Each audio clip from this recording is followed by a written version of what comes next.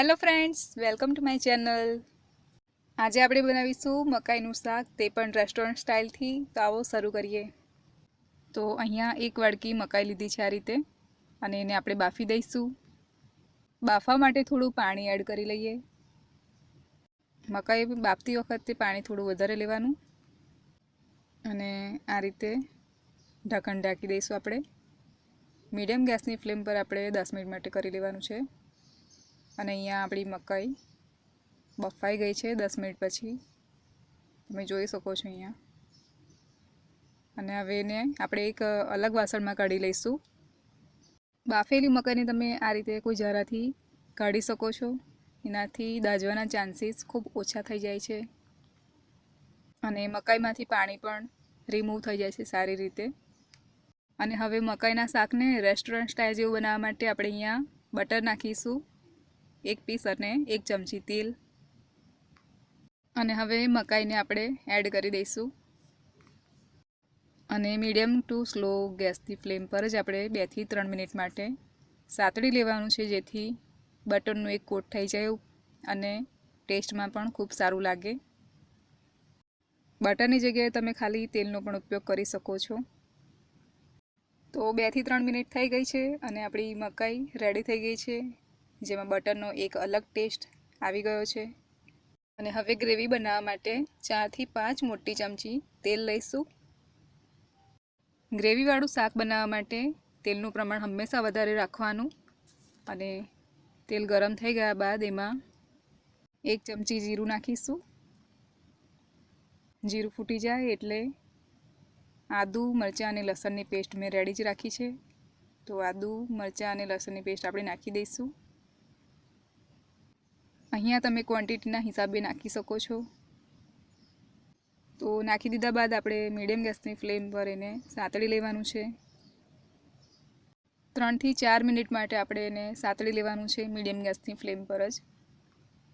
અને આ રીતે આપણે હલાવી લેવાનું છે, જેથી કરીને સરસ રીતે મિક્સ થઈ જાય અને સારી રીતે સતળાઈ જાય. તો તમે જોઈ શકો છો એનો કલર થોડો બદલાઈ ગયો છે. અને અહીંયા મેં 2 મીડિયમ સાઇઝની ડુંગળીની પ્યોરી બનાવી લીધી છે મિક્સર જારમાં, અને એને પણ આપણે મીડિયમ ટુ હાઈ ગેસની ફ્લેમ પર સાતળી લેવાનું છે. સાઈડમાંથી તેલ છૂટું પડે ત્યાં સુધી સાતળવાનું, અને ચપટી હળદર નાખીશું. ત્યારબાદ 1 મોટી ચમચી કાશ્મીરી લાલ મરચું નાખીશું, અને હવે હલાવીને આપણે મિક્સ કરી લઈશું સારી રીતે. અને ગેસની ફ્લેમ આપણે મીડિયમ ટુ સ્લો જ રાખવાની, જેથી કરીને આપણો મરચું મસાલો બળી ન જાય અને સારી રીતે મિક્સ થઈ જાય.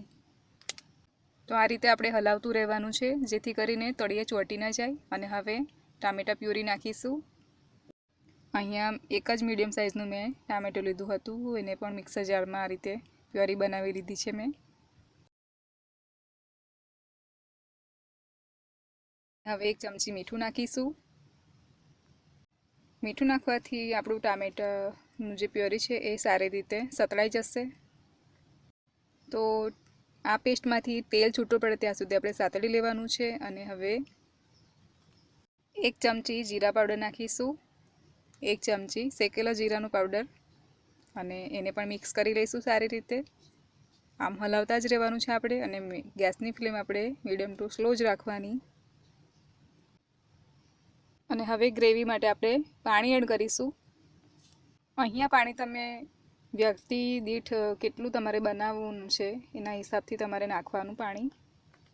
ગ્રેવી માટે આપણે બહુ વધુ પડતું પાણી એડ નથી કરવાનું આમાં. જો વધારે પડતું પાણી એડ થઈ જશે તો થિકનેસ એની જળવાઈ નહીં રહે, અને ગ્રેવી બહુ જ પતલી થઈ જશે આપણી. પણ જો તમે વધારે લોકો માટે બનાવતા હોય શાક આ રીતે, તો ટામેટાં અને ડુંગળીની જે પ્યોરી છે એ વધુ પ્રમાણમાં રાખવાની. અને હવે મકાઈને આપણે એડ કરી દઈશું ગ્રેવીમાં. અને અહીંયા મેં જે ક્વોન્ટિટી લીધી છે મકાઈ અને જે ગ્રેવીની, એ 2 વ્યક્તિ માટે પૂરતું છે. તો હવે મકાઈને પણ આપણે સરસ રીતે મિક્સ કરી લઈશું ગ્રેવીમાં. મીડિયમ ટુ સ્લો ગેસની ફ્લેમ પર જ આપણે આવી રીતે હલાવી લેવાનું છે, જેથી મકાઈ ગ્રેવીની અંદર મિક્સ થઈ જાય સારી રીતે, અને પાણીનો જે ભાગ છે એ બળી જાય. અને મકાઈમાં મસાલાનો ટેસ્ટ સારી રીતે ઓબ્ઝર્વ થઈ જાય એટલા માટે 3 થી 4 મિનિટ માટે ઢાંકીને આ રીતે મીડિયમ ગેસની ફ્લેમ પર રાખ્યા બાદ એમાં 1 ચમચી ગરમ મસાલો એડ કરીશું, 1 ચમચી કસૂરી મેથી નાખીશું, જેથી મકાઈનું જે શાક આપણે બનાવ્યું છે એકદમ ટેસ્ટફુલ બની જાય. અને હલાવી લઈશું. હવે તો આપણું મકાઈનું શાક બનીને રેડી છે અને ગેસની ફ્લેમ બંધ કરીને આ રીતે લીલા ધાણા સ્પ્રિંકલ કરી લઈશું. ધાણા સ્પ્રિંકલ કર્યા પછી અને હવે ચીઝ નાખી દઈશું ઉપર. ચીઝને આ રીતે છીણીને આપણે સ્પ્રિંકલ કરી લઈશું. આ મકાઈનું શાક લુકવાઇઝ તો સારું લાગશે જ, પણ ટેસ્ટફુલ પણ બહુ જ લાગશે. તો એકવાર જરૂરથી ટ્રાય કરજો. આ રીતથી બનાવશો તો રેસ્ટોરન્ટ સ્ટાઇલથી ઘરે જ તમારું મકાઈનું શાક બનીને રેડી થઈ જશે. અને હવે સર્વ કરીએ. જનરલી આપણે મકાઈને બાફીને કાં તો શેકીને જ ખાતા હોઈએ છીએ. જો તમને આ વિડીયો ગમી હોય તો એક લાઇક જરૂરથી કરજો અને ફ્રેન્ડ્સ ફેમિલી સાથે શેર કરજો અને મારી ચેનલને સબસ્ક્રાઈબ જરૂરથી કરજો. આ રીતે સપોર્ટ કરતા રહીજો. તો મળીએ એક નેક્સ્ટ રેસીપી સાથે.